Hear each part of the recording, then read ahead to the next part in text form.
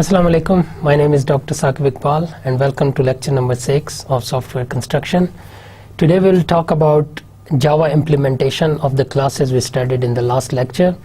So before going on to the implementation of these classes, I would like to give you a recap of the concepts we studied in the last lecture. First we studied class, a normal class, and as you know that class is the set of objects, the related objects which have got shared behavior and shared states. And then we saw a couple of more types of classes like interfaces and abstract classes. So abstract classes are basically the classes which you make to look at the overview of the system. Once you implement the classes, you have to put all the implementation in it, including its methods, its attributes, and all the related instance variables and class variables. And once you have got this much detail, you cannot look at the overall picture of the system. So it's always recommended that when you are discussing the system with the clients, or when you are looking at the design of the system, or when you are trying to come up with any changes in the system, then you should make the system as simple as possible. And to make that, you have to make abstract classes. Now abstract classes, how they are different from normal classes? Well, they have got nothing in their body. So they've just got a name, and then there are methods which doesn't have any implementation. Similarly, they can have attributes and data sets, but those cannot be initialized and you cannot assign any values to them. Similarly, you have got interfaces. Now interfaces are made when you are trying to make a template for classes. For example, you have got a type of classes and you want to make a generalized form of those classes. So you make an interface and you put all the related methods which are essential for that interface within the body of the interface. And then whatever class implements that interface, that class has to implement all the methods and the data variables which are part of that interface. What is the benefit of interface is that for example, if you are making a system and you want to implement particular kind of methods in all kind of classes that are going to implement that, then you should start with interface. The interface can have as many methods as you want, and all those methods has to be implemented within normal classes. So moving on today's lecture, the agenda, the topics which we are going to cover in this lectures are interfaces in Java, reference data types, abstraction classes in Java, and overview of the generics in Java. The reading is the Java tutorial which I told you in the previous lectures, and you can also find a lot of material on internet, and if you consult any object-oriented book, you can find loads of stuff about Java and all its concepts and constructs. And the reading also includes what is an interface. Now I will also recommend, if you are consulting a book, there is always a lot of material about interfaces in every book. But you can go online and there are so many tutorials available. You can even check Wikipedia for interfaces and Java concepts.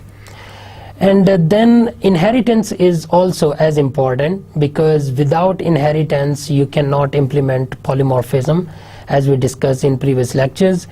And interfaces and inheritance are very essential concepts in object-oriented programming. So whenever you are going to implement a system in object-oriented programming, these are the two patterns which you have to follow if you are making a true object-oriented system. Then why use generics? We're gonna study about them in a little bit later, but you should also study about generics, and you can find a lot of stuff about generics in Java tutorial or online in any tutorial which is available about object-oriented programming. Okay, so what is the objective of this course? The topics which we are going to cover is that after you have studied this lecture, you will be able to understand and use interfaces, and also the reference data types. Now the data types, as you might have studied Like there are data types like integer, floats, doubles, which you are used to initiate, or which you are used to declare attributes of the system. Same types of data types are used for interfaces as well, and they're called reference. Like interface can be used as a data type, and you can call it a reference data type, and that reference data type will implement all the methods which are in interfaces, and you can also implement all the classes which are implementing that particular interface. Now abstract classes, again, as we have studied before about them, now we are going to look at their implementation. So in this, after this lecture is finished, you'll be able to declare abstract classes, you'll be able to extend abstract classes, and to use inheritance with abstract classes. And then I'm going to give you the introduction to generics. Now generics are some of the concepts which are general to all object-oriented constructs. This lecture will also give you the basic theory, but they won't give you a working understanding. You have to do the hard yards of putting these ideas into practice yourself. You won't even understand the theory if you listen passively to lectures, and I will try to help you learn how to learn from the Java tutorials. And you will get many chances to develop an understanding in the lab assignments, which we are going to give you a little later. Okay, the interfaces. Let's have a recap of the interfaces. If you look at this diagram which is given in this slide, now this is an interface which is named person, and it has got three methods: get name, get email address, and secure login. Now there are two classes, lecturer and students, that are implementing this interface. Now these two classes will have to implement get name, get email address, and secure login, because interfaces are also called public contracts. Now if you have studied in the previous lecture, I told you that these are also called contracts because they are kind of agreed upon documents which are between clients, customer, users, and the developers. So it's a kind of a contract which has been discussed or which has been agreed upon by both the parties, like by the party who has assigned you to develop the system and you as a developer. So now if this is an agreed upon contract, then you have to implement all the methods which it has got. So interfaces are drawn like classes, as you can see in this diagram, but without attributes and with the keyword interface. So interface is a keyword used here, and you don't use it with classes, mind you, but you should use it with interface to distinguish it from the classes. Otherwise they will just look like classes. And if you look at the arrows which are being extended from lecturer and student classes, they are dotted arrows, and they have got open-ended, and they are directed to interface, which means that these two classes are implementing this particular interface, and these two classes does not have any methods in them. Why don't you put in any methods? Well, you can always include any methods which you want to add other than the methods which are in the interface body, but you have to implement these methods as I told you before. So in addition to that, it's up to you. If the system wants you to add some new methods, you can totally do that. And we also say that class fulfills the contract specified by this interface, or that it realizes the interface. Now the realization in software engineering is that if you add this kind of arrow, which is dotted arrow, to any two different constructs, then it means that one construct is realizing the other construct, which actually means that it is taking its behavior in itself and it's trying to implement that behavior. So the realization is used in many different kind of diagrams in software design. For example, you must have noticed in control flow diagrams, whenever you want to show a control going from one construct to another one, then you show it with dotted lines. And you should also note that interfaces define methods but not attributes. Now why the attributes are not added in the interface? Because interface is a contract, and there are only methods included in them which you want to implement in the classes which are going to implement this particular interface. Now attributes could be their own, like the classes student here and the lecturer, they can have their own attributes, but they are going to have these certain methods. Now if you look at this, this is also an example of inheritance. Now inheritance, you can say that both student and lecturer are type of person. So these are the methods which they should implement, and they can have additional methods, of course. Now you must be wondering then, what is the difference between interface and inheritance? Now the difference is very slight, and it is very subtle. It depends only on the development, the kind of development you want to adopt. Like there are many methods and techniques which you adopt while you are developing a system. So it totally depends on the situation or on the demand of the clients or the kind of a system you are going to develop. In this particular example, what you want to do is that you want to have a general class which is called person. Then you are going to add a lot of other classes which resemble with person class, but they can have their own attributes, they can have their own additional methods. As I told you before, it's a kind of contract as well. If you look at inherited class, that's not a contract. That is totally on your usage. For example, if you want to add reusability in your system is too complex, or it is distributed and it is going to have a lot of code in it, then you want to add inheritance in it to avoid some lines of codes. If you remember inheritance, what you have to do is, like if you have put some methods in the parent class, you don't need to declare them in the child class. So you can simply reuse the methods which are in the parent class. And of course you can add some behavior to it.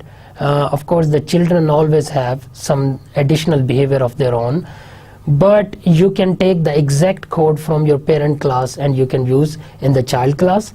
And so this way actually you are reducing the number of lines, you're reducing the code, and you're enhancing the reusability, because the code is only defined in the parent class. And all the child class and the children classes could be as many as n number. I mean, it's totally up to the usage or up to the development style, that as many children you can have. And all those children can take the methods from parent classes. They don't have to rewrite them. So this is the biggest difference, that the usage or the kind of system you are going to develop. If the system is very small, you don't need to reduce the number of lines, so you can go with interface. But if there is a system where you want to save memory, or if you want to increase the reusability of the system, then I would recommend inheritance. Okay, interfaces in Java, they are just like classes with no bodies in the methods. It may define constants, public, static, and final, but no runtime variables. Now interface, as I told you before, they don't have attributes, but if you want to add some constants which are just like attributes, then you will have to use these three types with them, like public, static, and final. But mind you that they cannot have runtime variables. So what does that mean? Because the runtime variables, which are also called dynamic variable, they can only have values when the system is executing. Now you cannot assign them values before that, or you cannot assign them statically in the body of the code. Now interfaces cannot have runtime variables just because they are not actual classes. Okay, so they are just the contracts. So they are not going to have an implementation. You cannot declare an object, or you cannot instantiate any instance of an interface. So there is no point of having attributes in the interface. Interface acts just like a template for all other classes that are going to implement it. So usually an interface is public. So you can have it private, but that doesn't make any sense, because you are going to have a lot of classes which will implement this interface. So having it private doesn't make any sense, that if it is private then no other class will be able to access it. So you should always keep it as public, and even if you don't declare this, then Java compiler automatically assigns public to it. An interface provides a standard way to access a class, which could be implemented in many different ways. Now the Java tutorial, so in the Java tutorial there are a number of situations in software engineering when it is important for desperate groups of programmers to agree for a contract that spells out how their system will interact. Now each group should be able to write their code without any knowledge of how the other group's code is written. Generally speaking, interfaces are such contracts. So as I told you before, if the designers are going to discuss it with the programmers, then they both can agree upon some methods in an interface. Now it's totally up to them how they are going to implement them, like what kind of code they want to write about them. If you want to look at the example from the real world of an interface, then I would say a simple car is an interface. And if there are multiple cars, if there is a car manufacturing factory and if they are making different types of cars, then a car is an interface, and then you can make different kind of cars from it, like you can have a racing car from it, or you can have a turbo car from it, or you can have different types of cars. So those cars going to have methods which are same to each other. For example, there should be a method of changing gears, there should be a method of having a turbo system. You can have a manual system as well, or there is a clutch system in as well. So you are going to implement all these methods. Now the interface of the car can have these methods as contracts. For example, there is going to be a method for air conditioning, or there is going to be a method for a heater that is for that car. Now that methods are not going to have implementation because different cars are going to implement these methods differently. So in the interface you only declare those methods which are shared by all the other classes. That's why they are called contracts. So in implementation in Java, a class which implements an interface must provide an implementation of every method. A class may implement some additional method, as I told you before, but you should always be careful that adding another method to an existing interface will break every current implementation of the interface. Now you should not add, during the runtime, you should not add any other method in the existing interface. So why you should take care of this thing? Because if you have declared classes which are going to have all the methods in the interface, and then suddenly you want to add another method to the interface, then what it will do is that the system will not remain constant, because that additional method will not be reflected in all the implementing classes, because implementing classes have only those methods which were declared previously in the interface. So you should be careful that you should not make any changes to the interface after the classes, implementing classes, have been declared. Or if you want to add a new method, then you should add it to all the implementing classes as well. Then it will keep the consistency in the system. A class can implement many interfaces. An interface can extend other interfaces as well. I'll show you some of the examples in the later slides. Extension is the preferred way to add new methods to an interface. And why extension? Now, extension is basically inheritance. So when you are adding an inheritance, then it means that the implementing classes are not only going to have an interface, but they are going to have a parent class as well. So in that way it becomes easier to add any new method to an interface through inheritance. I'll show you some example and then you will understand this concept better. In Java, classes are less extensible than interfaces, because a class can extend most one other class, so single inheritance. I think you have studied this, that there are multiple inheritances, but they are on a different level. Like a child class can have grandfathers as well. Okay, they can have father and they can have grandfather, but you cannot have multiple inheritance on single class. Okay, so a single class can have only one parent. But if you look at interfaces, a class can have multiple interfaces. So this is another advantage or another difference between interfaces and inheritance.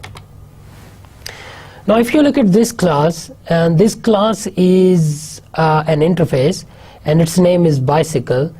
Now it has got some methods like change cadence, change gear, and speed up and apply brakes. Now these are the methods which are going to be in all kind of bicycles. Now if you look at this class, this is a typical type of a particular type of bicycle, and what it is doing is it is implementing bicycle. Now if you look at this, because it's implementing this interface, now it has to implement these four methods, sorry. So the implementation of these methods are going to be in the implementing class. Now if you look at the example of this interface implementation, there are methods but there is no implementation added to it. But in the implementing class, you are actually adding implementation to these methods. But there is also another thing to notice, that not a single method is missing from the implementing class. All the methods are being implemented in it. Okay, similarly, this is an implementation usually has variables. Now I told you that you should not add variables in the interfaces, but you can have variables in the implementing class. It's up to the implementation, the kind of implementation you are going to have. And an implementation may be incorrect if you are going to have an object of the interface. Now I told you you cannot declare any instantiation, or you cannot declare an object of interface, so you should avoid that. Okay, if we look at another example, now this example, there is an interface named group interface, and it is actually extending 3 other interfaces. Now you can declare multiple interfaces as well, and you can have inheritance in the interfaces as well. Now in the body of this, you have got base of natural logarithms, and you have got double E. Now double E, basically this is a constant. This is not a variable, and this is not a particular example of a dynamic variable. This is a constant one because it has got a particular value in it. And why we declare it in interface, it is usually recommended you should not have any variable, but you can always have final, static and public variables, and those variables are going to have particular values. For example, if you are going to make an interface for solving mathematical equations, then you can always declare the value of pi in the interface. So this is similar to that kind of example. You have got E, and E has got a particular value. Now this E can be used in the implementing classes, or it can also be used in the child interfaces. Now if this interface is acting as a child, then it can only give these values or this particular value to its implementing classes only. Okay, these are the method signatures: void, do something, and it has got these 2 variables. And there is another one, integer, do something else, string s. Now in this integer, of course, is the return type, and there is no return type with the first one. That's why you have got void there. And in example 3, there is an interface event listener. Now if you have used graphics, and if you have developed a system which has got graphics in it, then you must have used mouse listeners or keyboard listeners, or you can have listeners for any device which is connected with the system. Now what these listeners do is that these listeners wait for any input from the devices, and once the input comes, then they take the action which is declared in the body of the listener. So if you look at this event listener, the event listener is for any type of event which is going to happen in the system. That could be an input from the mouse or input from keyboard, or it could be input from any external system which is connected with this particular system. So you have declared this event listener, you have not added any method signature, you have not added any constants. A tagging interface that all event listener interfaces must extend. If you read this data, it is available on the internet, then you will find out that there is a tagging interface which is included with all kind of interfaces. Now why? At first glance that is worse than useless. One more name for the Java programmer to remember is that this tagging interface. Now tagging interface, sometimes some compilers add it by default, so you don't have to declare it in the beginning, but you can always declare event listener, and sometimes it is suggested that if you don't declare it, it has already got its declaration in the library which is connected with the compiler. Okay, this interface allows programmers and the Java compiler to distinguish event listeners from all other types of classes and interfaces. Event listeners are important as they behave quite differently to a regular class. Okay, why? Because if you look at this example, this is the implementation of event listener. What happening here is that you have got MouseListener interface which is extending event listener. Okay, remember that if an interface is extending some other class, so that interface does not have to implement any method, because if you look at the inheritance rules, then you know that this interface is going to take all the methods from the parent class. Now this particular interface is extending event listener. It means that whatever the methods are there in the event listener, this interface is gonna have them. Now even if there is no declaration of these methods in this particular interface, even then the implementing classes will have to implement all those methods which are the event listener, because event listener is the parent class. Okay, now this is a bit confusing because in the implementing class you only add those methods which are part of the interface, but here in this case you don't have any methods in the interface, but actually that interface is extending event listener. So all those methods which are in the event listener are automatically added to this interface. Okay, so the child classes will have to implement them. So all known sub interfaces are in the mouse input listener. Now this is the mouse listener, and there is a mouse input listener which is the sub interface of it, and there are other interfaces included in it as well. All known implementing classes. Now if you look at these are the implementing classes which actually implement this mouse listener. There is AWT event, multicaster, there is basic button listener, there is basic combo pop-up, there is invocation mouse handler, and basic combo pop-up. We don't have to go into the details of this, but all these listeners and all these classes are used in the graphics. List mouse handler, basic desktop icon, user interface, and mouse input handler. Now if you want to read more about this stuff, you can simply Google them and you will find a lot of material about them, or if you go on the Java tutorial, there is explanation about every class, and there is also the declaration of methods and all the attributes which are included in this class. The whole body is given there, so you can find more stuff about it if you're interested. Okay, so this is the interface of the mouse listener. Okay, and it is extending event listener. Now these are the methods which this interface has got, mouse clicked, mouse entered, mouse exited, mouse pressed, and mouse released. Now these are the basic features of the mouse.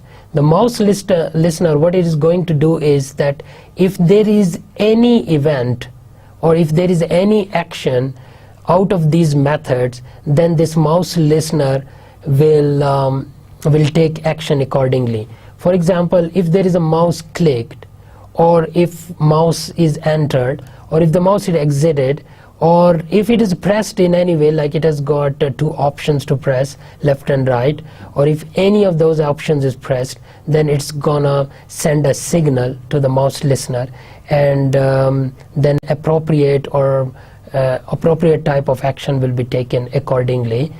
And there is a mouse released as well. Sometimes you have to keep pressing the mouse, and there is a different action for that, and when you release it, then there is a different type of action. So all these actions are defined, or they will be defined, in the implementing classes, but you can also define them in the event listener, or in this any type of class which is implementing this particular interface. Again, there is another one, interface mouse motion listener, and it has got two methods. One is mouse dragged and one is mouse moved. So when mouse is moved, then a different kind of actions could be taken, and if it is dragged, then there are different actions. Now how you are going to define them, if you look at the argument type, there is mouse event, E. Now E is the object of the mouse event, and this E can have multiple methods which are declared in the libraries. Okay, so you don't have to worry about those methods. If you want to know more about them, you can read those libraries, but there are new Java editors or IDEs available nowadays that if you want to use this object, they will automatically show you the methods which are attached to this object. If you ever happen to work on JBuilder, or there is Eclipse as well, I told you about Eclipse in the last lecture. So if you use that IDE in the Eclipse, then you have to declare this body, and then whenever you want to use E, you simply write E dot, and it will show you the list of all the methods which are attached with mouse events.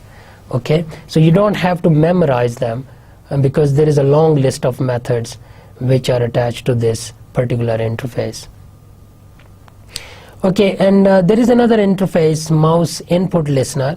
Okay, that was mouse motion listener, but this one is input listener, which is extending mouse listener and mouse motion listener.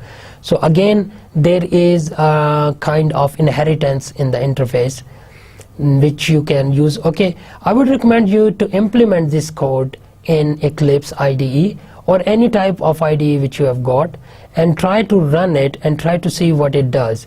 What you can do is that you can have some implementing classes for these interfaces, and then you can use these objects and try to look what kind of different methods are available, and try to use them, try to play with them.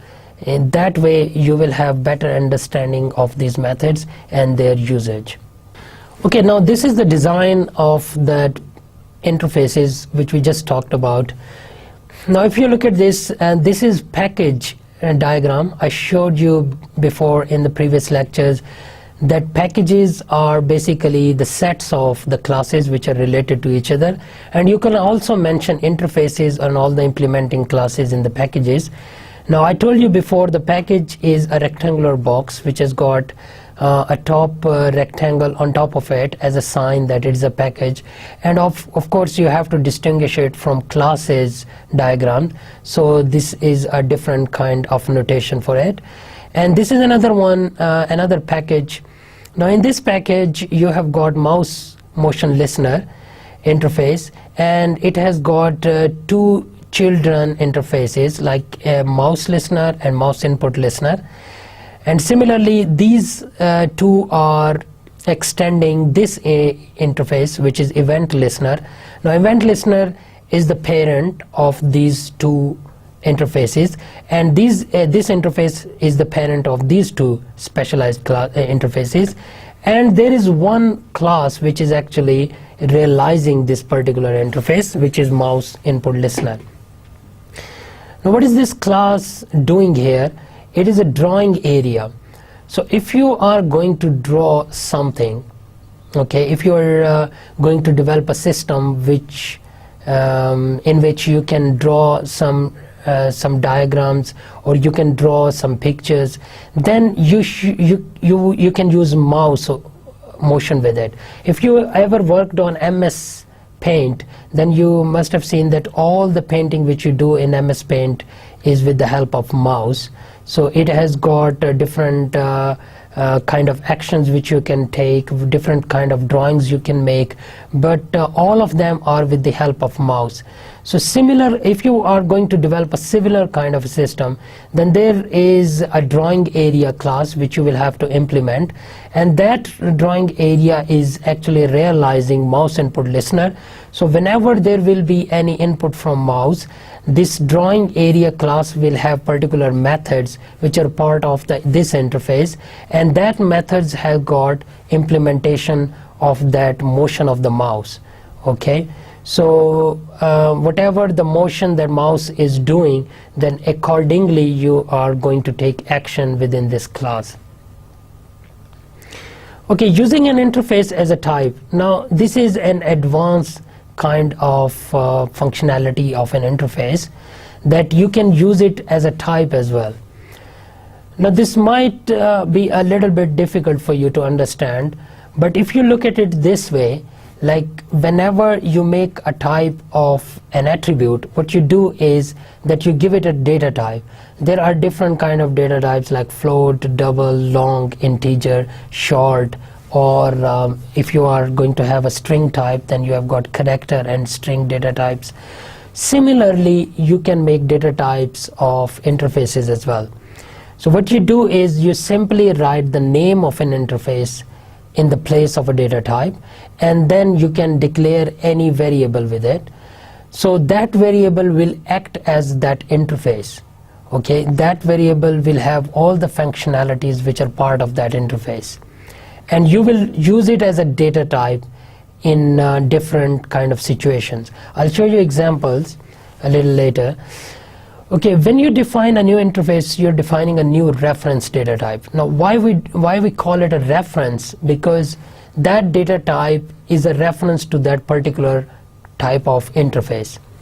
You can use interface names anywhere. You can use any other data type's name. If you define a reference variable whose type is an interface, any object you assign to it must be an instance of a class that implements the interface.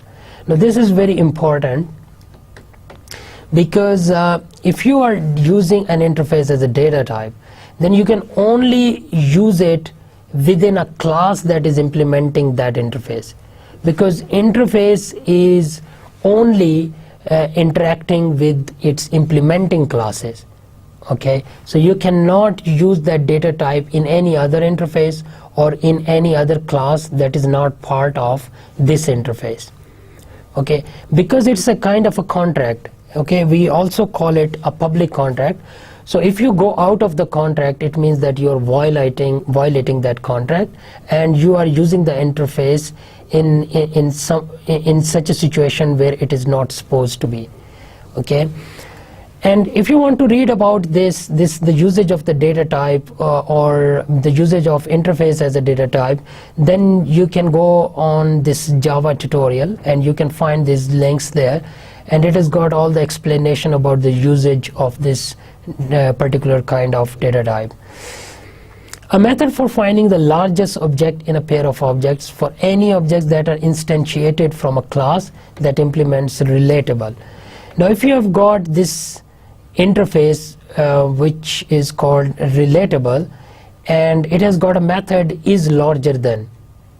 So what you are going to do is that you're trying to find larger variable out of two variables. Okay, so if you have got two variables, you want to find out which is the larger between these two.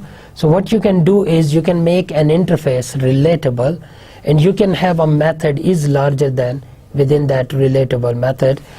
And then what we are going to do is that we have got this one method which is find max. Now find max will find the maximum between these two objects.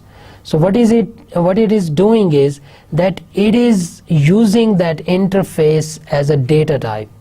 If you look at that, that is the interface relatable, and you are declaring this object as relatable. Okay, so what you're doing here is that you are making a type of relatable, and then you are assigning the object one which has been passed on to this method. You're assigning that object to this relatable object. Okay, but of course you will have to typecast it first. Now this object one is object type, but when you are going to assign it to a relatable type, then you will have to typecast it to a relatable variable. So this process is called typecasting. If you have not studied it before, I would recommend you to Google it, like what is typecasting. And typecasting could be done with any type of data types. That if you are going to assign an integer to a float type, then you can simply write it within parentheses. Like if you want to convert a float, then you will write in the parentheses float, and the integer will automatically convert it into a float type, and then you will be able to assign it to a float variable. So the same kind of thing we are implementing here, that we are typecasting object 1 and object 2, and we are assigning them to other variables, object 1 and object 2, which are of type relatable. Now once they are relatable, then you can call this method is larger than. Now this is larger than is basically a part of this interface. Now is larger than is a part of this interface, so it is also part of the implementing class. Now this method is in that implementing class. So what you are going to do is that you are calling that method which has been implemented in the implementing class, and that method name is larger than, and you are calling it through this relatable object 1. Okay, now once you call it, then you can assign a logical operand here which is greater than, and then if it is greater than, then it will be returned. If it's not, then the object 2 will be returned. Okay, so if comparisons are important in your application, then you will be able to write very elegant code if you're using it this way, if you're using interface as data types. You can write z.find max as well if x and y are instance of any class which extends relatable. So it's not only about any class that implements relatable, but it is also if it is extending relatable.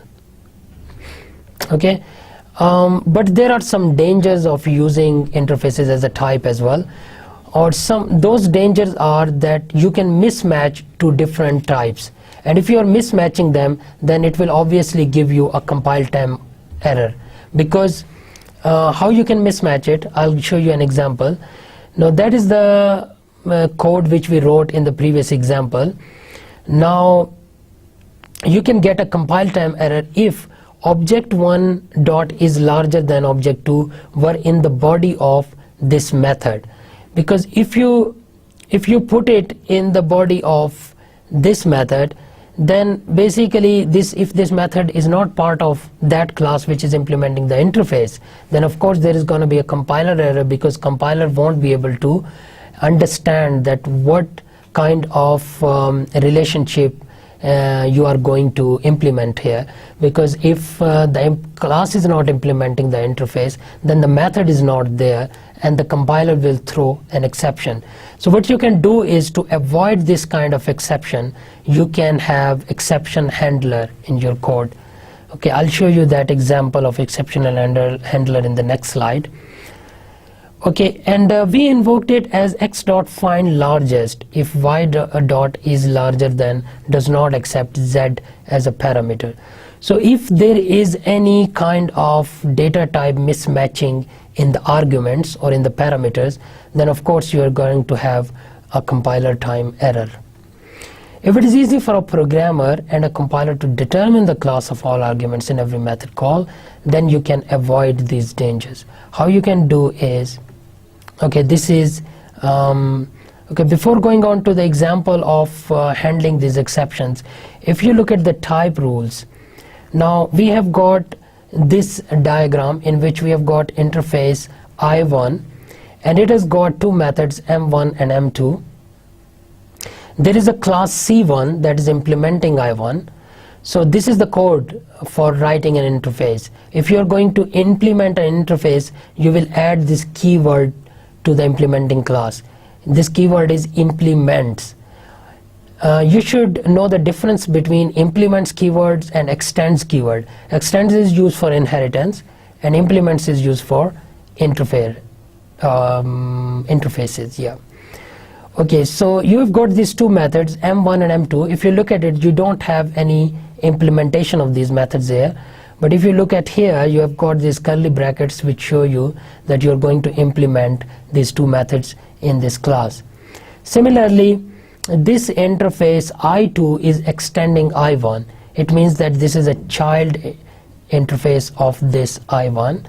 And there is a class C2 that is extending, that is implementing this I2.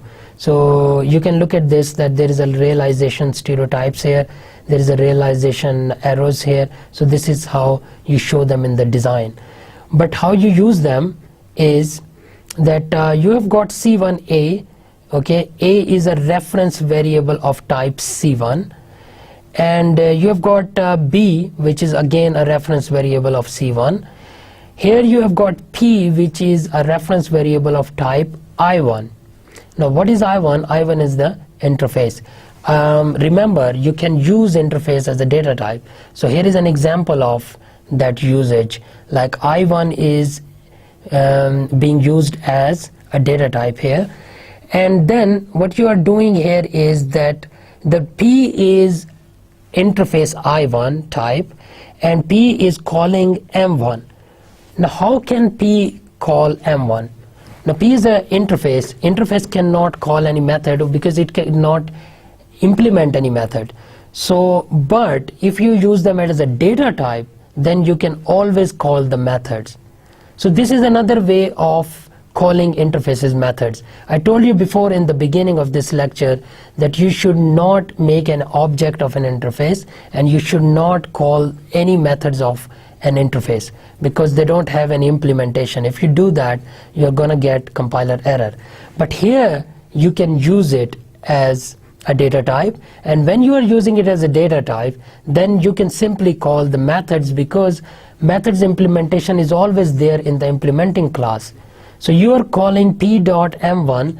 Now m1 is implemented in the class c1 and it is also implemented in the c2, but c2 is not directly related to I1, so this m1 will be executed. In the second example, you have got c2c. Now we are going to make an object of c2 type, and you are making a data type of I2, and it has got a variable q, and q is a data type of I2. Now you can call m1 and m2 from q as well, because it's the same kind of concept here, that if you can call m1 from p, you can also call m1 and m2 from q as well, because q are a data type of I2. So this is how you can call methods of interfaces. Of course, you are not calling them directly. What you are doing is you are using interfaces as a data type, and then you are calling those methods which are actually implemented in their implementing classes. Okay, now there is another keyword, instance of. Why you use instance of? You can use this operator to test an object to see if it implements an interface before you invoke a method in this interface. Okay, this might improve readability and correctness, and this might also be a kind of a hacking in the system. Okay, we will discuss this later, but first I'm going to discuss readability and correctness. Where possible, you should extend classes and interface to obtain polymorphic behavior rather than making a runtime check. You must remember polymorphism, which we discussed in earlier lectures. Polymorphism is simply calling methods with different kind of arguments. So you can call similar kind of methods with different kind of parameters which you give them. For example, when you are initializing objects in the beginning, when you are making them and you initializing them, you assign them different values. Okay, so those values are only assigned to those particular objects. Other objects cannot view those values and they cannot use those values. They can only use the values which are assigned to class variables, if you remember from previous lectures. But in the polymorphism is that you are calling the same method from the same class with two different objects, but you are actually calling it with different values. So if you look at this example, the instance of the example, you are using that polymorphic behavior of the interface again. What you are doing here is that if you have got this logical operator here, if b instance of bounceable, then b dot hit wall, and wall a is basically the parameter, else throw new assertion error. So for example, if you are developing a game and in that game you are trying to listen to the behavior of the ball, okay, if there is a bouncing ball in the game, now whenever that ball is gonna touch the wall, then you are going to take a different action. Well, if you have ever played bouncing ball game, then you must have noticed that what you do is that basically the angle with which the angle at which that ball touches the wall, then the ball is reflected according to that angle. So you have to do the calculation of the angles there. So when you are implementing that kind of a game, then you can implement these kind of interfaces, and then you can find out that if the ball is hitting the wall using instance of.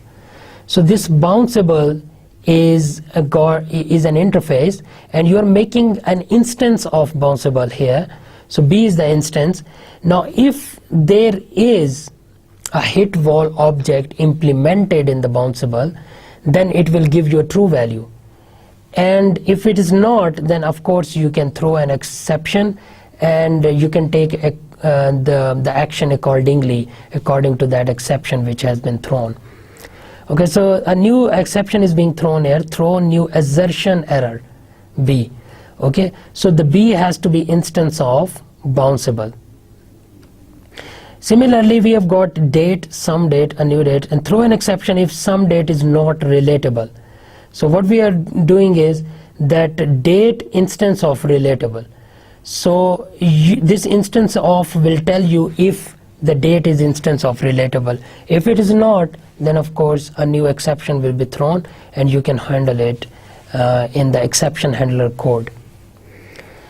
There is more explanation about this exception handling and about the instance of in this particular link. Okay, you can go online, and there is a lot of material available about exception handling or about instance of in this Java tutorial here. Okay, these tutorials are also available on the Oracle website. If you want to know more about them, there are guides available. So instance all, I would recommend you that whenever you are going to write interface code, you should always use instance of. Of course, this is going to add a number of lines to it, and if you are implementing a very complex system and you are avoiding a lot of lines of codes, then of course you can consider not using it. But if your code is not very complex, and if you can afford some more lines of code, then you should always go with this instance of thing, because whenever you're using it, you will always have to write this if thing, and you will also have to write else and throw new exception thing. And once you are doing this, then you will have to write the code for exception handling as well. And even in the complex and distributed system, it is recommended that you should use this instance of, because it can save you a lot of trouble when the system is executing. It can save the system from being crashed, or it can save a lot of exceptions being thrown during the execution of the program. So it is recommended that you should use instance of. And it also saves you from the complexity, from the reading complexity, because if you read here, it is written that it's going to improve the readability and it's going to improve the correctness. Of course, it's improving the correctness, it's bringing in the consistency in the code, because then you are not using any interface which is not declared before, or you're not using any implementing class which is not declared before. So it will keep the data consistent, but also it is bringing in the readability. Readability is very important for the documentation, as we discussed before, that if your system is going to be used for a longer period of time, and then for the maintenance purposes, there should be a proper documentation available for a system. So if the code is written in this way, then it will be easier for the people who will follow you and who will read your code. And if they want to make any kind of new changes in the code, then this instance of thing, or the way this code is written, will make it more readable, and the code will be easy to be modified. Okay, and this instance of can also save you a lot of trouble, as I told you before.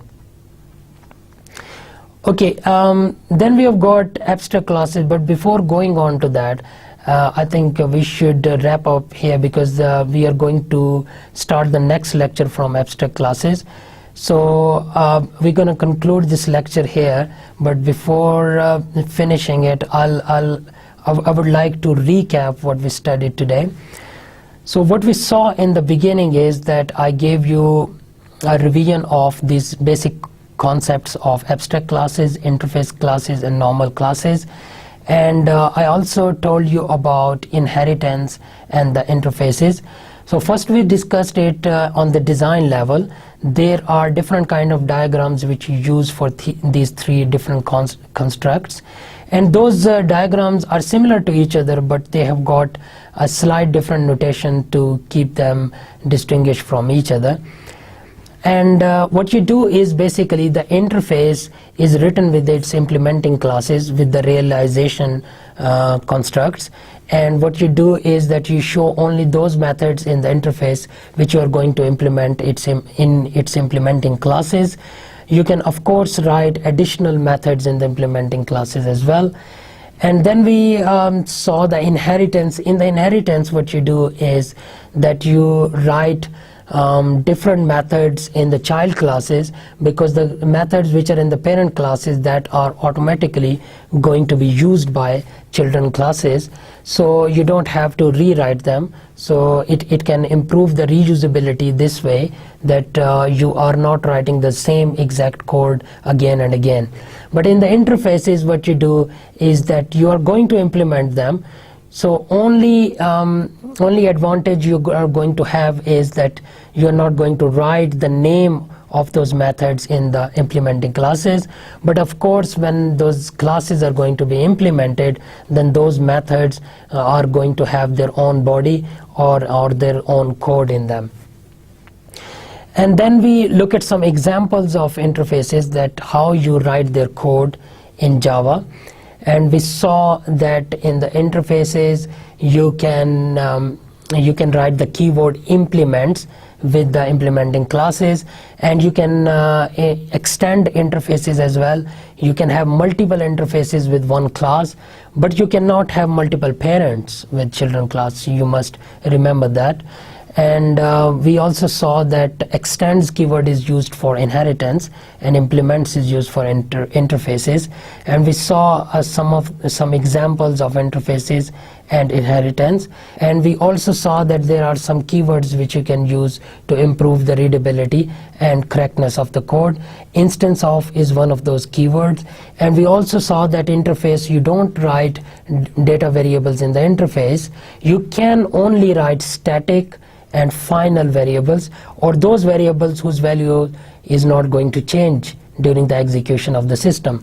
But you can have variables in the implementing classes. Of course, this is not the case in inheritance.